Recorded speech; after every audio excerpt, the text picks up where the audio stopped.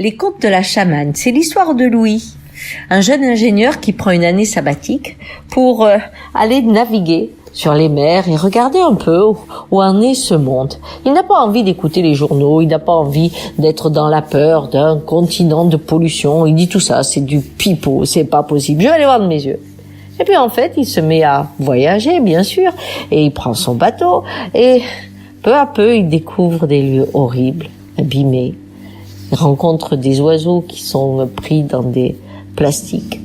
Et puis enfin, il rejoint le 6e continent. Il n'avait pas pensé à aller là, il se voyait aller plutôt dans des endroits sympas où il y aurait peut-être un peu de déchets, mais il ne croyait pas à ce qu'il voyait dans les médias. Et là, en rencontrant ce 6e continent, eh bien, tout son monde s'est effondré. C'était un état de choc terrible.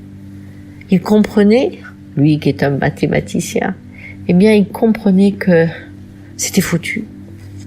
On ne changerait pas nos habitudes et à la vitesse où cette terre s'agrandissait, il découvrait que la mort était annoncée. La mort des océans, la mort de la beauté, mais aussi la mort de l'espèce. Et là, tout d'un coup, il fondrait dans son bateau. Il eut envie de mourir pour ne pas voir la beauté disparaître avant lui.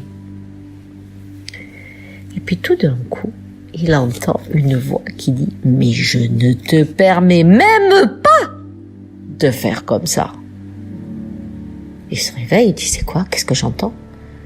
Tu n'as pas le droit de me regarder comme ça !» Je suis avec qui, là? Je suis l'esprit de la mer, l'esprit de la vie, du monde aquatique. Tu me condamnes comme ça? Alors que si tu me sentais, tu verrais que je me bats tous les jours. Qu'à travers l'expression des poissons, nous essayons de survivre, du plancton. Que cette mer qui est chaude comme tout, j'ai du mal à la supporter, eh bien nous faisons tout pour résister. On veut vivre, on est la vie. Et tu nous regardes comme une équation.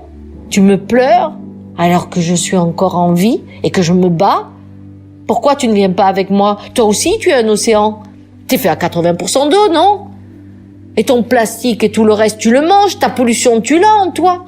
Est-ce qu'il y a une partie de ton corps qui n'est pas abîmée comme moi? Et regarde, tu vis. Tu manges, tu cries, tu pleures. Mais entends ça aussi. Mais je peux pas, je suis pas la mer, moi. Mais tu es la mer. Comment ça?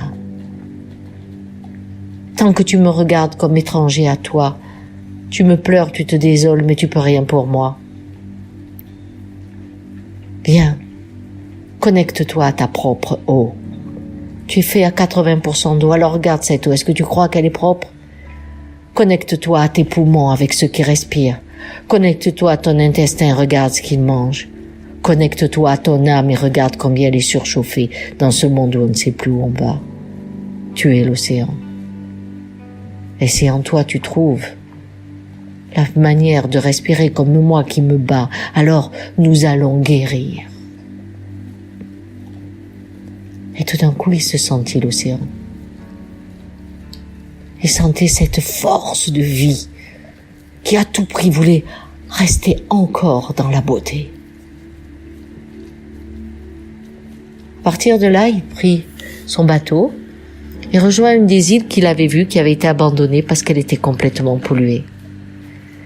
Et il décida de commencer à la nettoyer. Chaque fois qu'il enlevait quelque chose, il pensait qu'il enlevait quelque chose de son propre corps. Toutes les odeurs, tout ce qu'il sentait, c'était lui. Les animaux qu'il sauvait ou les cadavres qu'il ramassait, c'était ses propres déchets. Il était là, dans son être prolongé de son environnement. Et en quelques années, à peine 5 ans, il réenchanta cette île. Et puis un jour, il vit arriver un bateau qui dit « Écoutez, c'est votre île. Est-ce que vous trouvez que la terre m'appartient? Non. Mais je suis pour le moment sur cette île, oui. Écoutez, elle est magnifique, hein, et j'ai vu que les tortues étaient là. C'est extraordinaire parce que nous, on cherche une île, vous voyez, qui ne serait pas polluée. Mais elle était polluée. Elle ne l'est plus, mais elle était polluée. Ah oui! Oh là là, c'est vous qui avez fait ça, mais c'est super ça!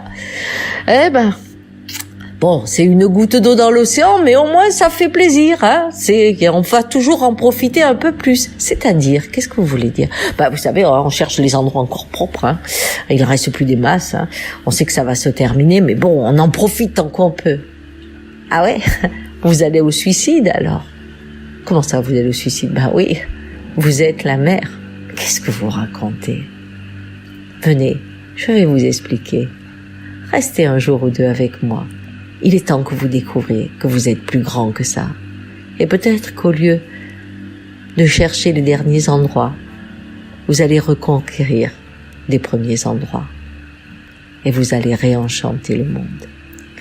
Et voilà l'histoire des perceptions et de ce conte chamanique où si vous devenez le monde, vous allez le voir autrement et vous allez entendre ce cri de vie et vous allez y participer et vous saurez comment agir et comment imaginer un autre possible que toutes ces catastrophes annoncées.